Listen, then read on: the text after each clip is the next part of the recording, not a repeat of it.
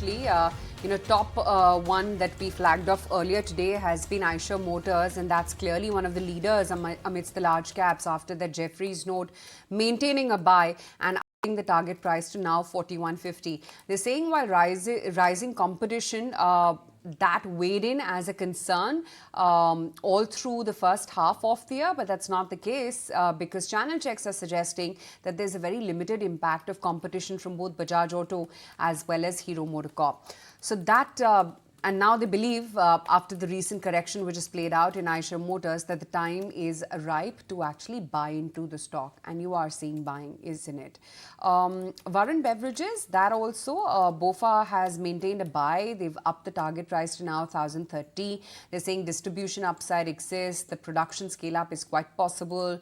New territories, new product lines. That's something that they're pretty enthused about. That stock also, almost 3 million shares traded, over a 4.5% move on that particular stock price too. Some of the channel checks are suggesting, and this is pertinent to Astral, that plastic pipe volumes could grow by about 25 to 30% in the second quarter, and that is keeping the stock enthused. In fact, Axis Capital has upgraded the stock to now a buy with a target price of 21.77, 19.18 on the stock price as we speak right now. But the index continues to be a no-go. So let's welcome on board our experts and figure out where the market overall is headed, and of course individual stocks too. Vinit Bolinjkar on the fundamentals, Kunal, Nooresh on the charts. Kunal, a word on the index, doesn't want to budge. Yeah, I think so. Anisha said it right, that the index is still not being able to make its mind whether it's green or red. But I think that's what the nature of the markets we are facing over the last couple of days. Now, the good part about the market is that volatility has subsided. At least the intraday volatility has subsided for the indices. We are holding on to the 50-day moving average for the Nifty and the 100-day moving average for the Bank Nifty over the last 2 days. So that could probably be an indication that maybe the markets are trying to form or find some sort of a bottom or a support at current levels. But the other part is that we have not been able to cross or surpass about previous trading high, previous day trading high for both the indices Nifty and Bank Nifty, and that's I think that I think is a point of concern, because even if the indices find some sort of a bottom, but we are unable to surpass about the previous day trading high, that tells you that there is some sort of weakness across the strength of the bulls. And I think that would be a point of concern. So net, I'm expecting that hopefully in the next couple of days, the indices remain into this consolidation. But if we don't surpass about the previous trading high for the next consecutive days, then I believe that we could probably be going into one more round of selling pressure, hopefully by the end of this week or maybe start of the next week. And the global cues for now are also not very supportive at all. The Asian markets are down anywhere between 0.5% to 1.3%. Kospi, for instance, was down 1.3%. Hang Seng was down 1.5%. And even if you look at the European markets right now, they have opened with cuts of anywhere between 0.5% to 1%. The pre-market rates from US are also suggesting that Dow would be down almost 120 points at start. And the Nasdaq futures for now is suggesting a cut of around 0.5%. So all of that is coming together and putting more pressure on the market. But Vinit Bolinjkar is also with us on the show. Vinit, the big question that everyone is asking right now is whether there's froth in the mid-cap and small-cap index or not, because it's seen a solid rally from the March lows. Which end of the debate are you tilting towards? So I continue to remain positive on the mid-cap and the small-cap space. The reasons being that earnings have so far not disappointed at all. And we expect the strong trend to continue, especially given the fact that India is going to see a deluge of bond money come in. This is going to lower the cost of funds going out ahead. Second is, we are going to see a lot of changes on the MSME lending. So if in line with the ONDC, if things line up for MSMEs, it will mean that their cost of acquisition of funds could go down. And this is contrary to the internationally rising scenario of interest rates. And if you were to drill down further into the mid cap and small cap, you'll find a large number of stories which have got good secular growth trends, and valuations are not that expensive. So while it is challenging to find stocks, but those with the magnifying glass who can find out the stocks to buy into will definitely do well. We believe that the mid cap and small cap will continue to outperform.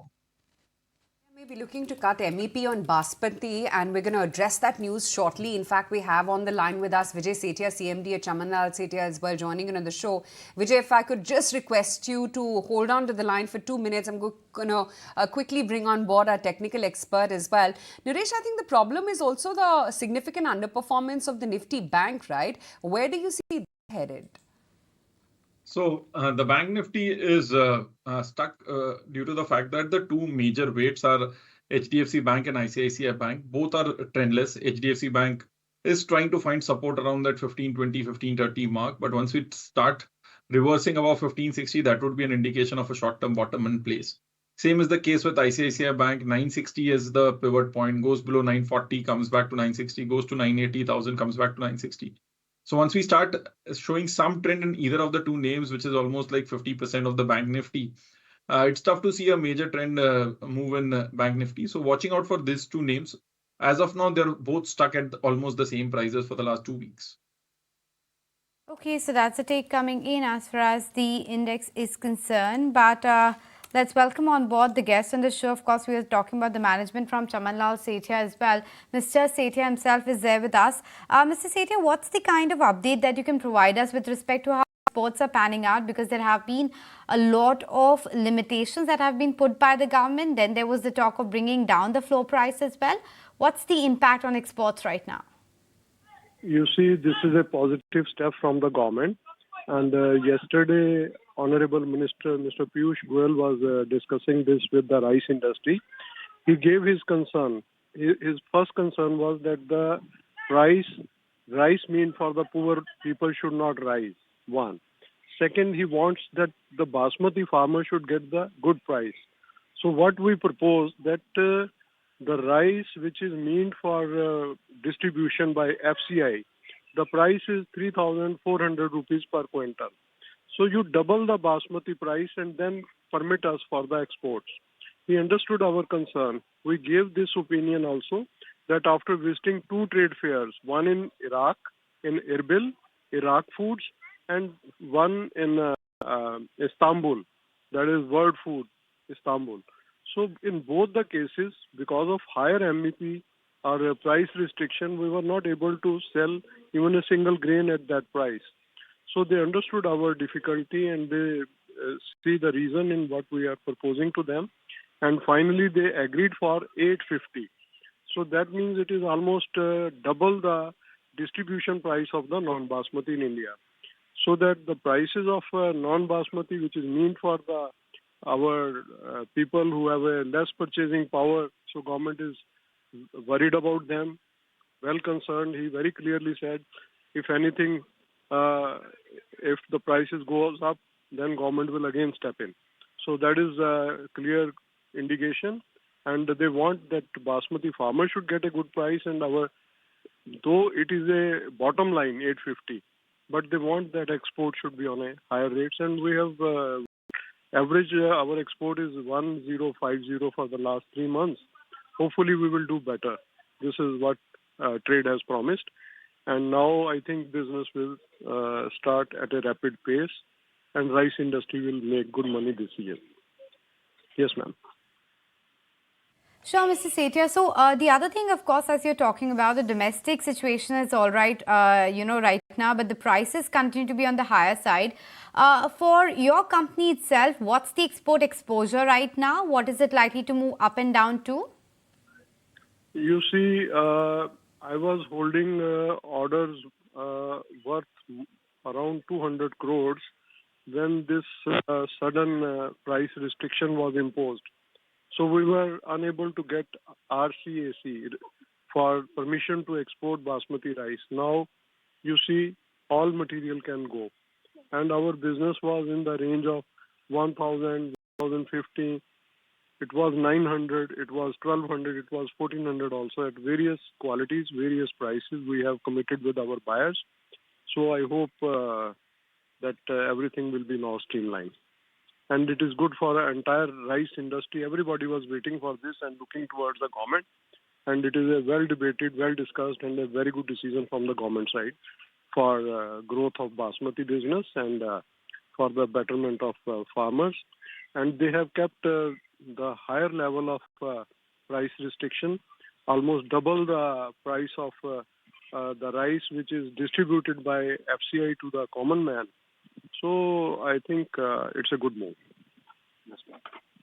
To get in those insights from you as to what's happening with the industry, the government's move with regards to MEP and what it means for you in your business as well.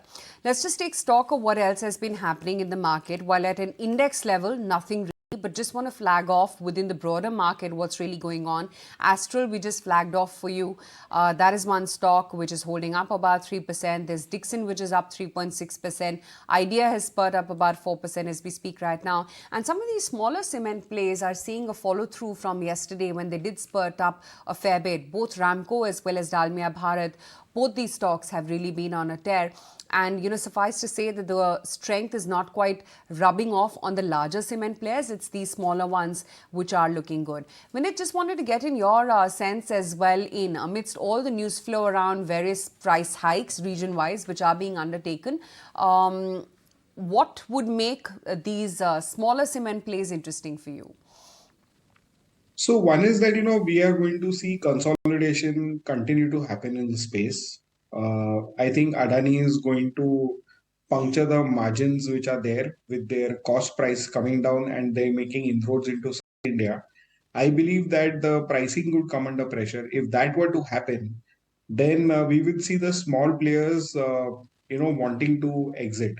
And consolidation of the sector is what is driving the growth in the small cap stocks. Okay, so that's the take coming in as far as the cement sector is concerned. But what else is happening in the market? Let's scan through the big buzzers. Cochin Shipyard is up a good 13%. Ditto can be said for Garden Reach as well. A 7% perk up coming in there as well. What's your take, Vinit, on all of these defense and the shipping companies? They have seen a massive run up. Is there still merit to buy into some of these names? Out here in the defense stocks, especially the shipping defense stocks, have a little steam left. But overall, the defense sector as a whole, I believe, is slightly stretched. We are valuing, while the order book is very healthy, the order book visibility is over a larger period of time. And the markets are capturing in almost 4 years out valuations today. So, the pricing is very, very expensive. And there can be scope for correction whenever the markets come down. That's the take coming in on what some of these defense names are doing. Kunal, let's pick up on some of these charts. Idea, I know you don't typically recommend trading this one, but quite a spurt here. Yeah, and a consistent basis. It's a good move for Idea because, I was actually expecting that if the mid caps and small cap indices, if they go into a correction or even a retracement of sorts, then many of these two-digit stocks would probably go into a similar kind of a trend. But Idea, I think, has been a differentiated chart. The stock, even though it's made a minor swing low a couple of days back around that 10.8, 10.75 mark, I think it's managed to come back quite strongly. This could be one of the better closes for Idea on the daily closing, assuming if it closes at this 11.9, 11.95 mark for the stock, again indicating for breakout for the stock over the near term. So typically I don't recommend these kind of names, but yes, the momentum over here looks quite strong. The stock has been making new highs and trying to absorb the corrective phase for itself. That's generally a sign of a change of trend for Vodafone Idea. Right. We were just flagging off